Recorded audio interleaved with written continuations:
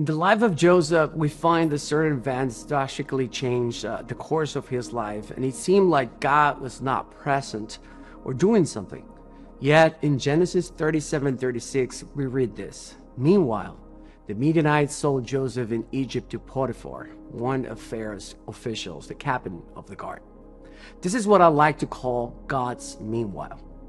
Even as chaos was present for Joseph, God was working behind the scenes, orchestrating what was going to be next for him. God's meanwhile. For me, God's meanwhile came when my wife and I were serving at a church for about 4 years. When we decided to transition to another church, many questions started to come to our minds. Are we doing the right thing?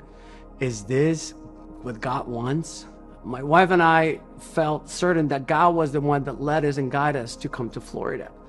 Of course, we knew who holds the future. We even had God's peace in our hearts. However, not knowing what was going to happen next was definitely challenging.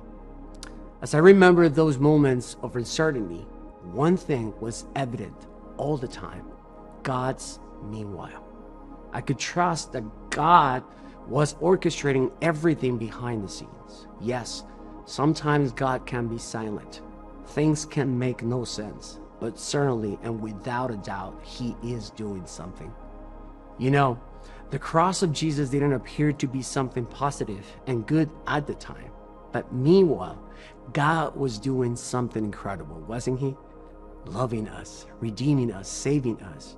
And then 2 days later, Jesus resurrected, showing us that God's meanwhile always pays off. Whatever you're going through today, trust God in the meanwhile.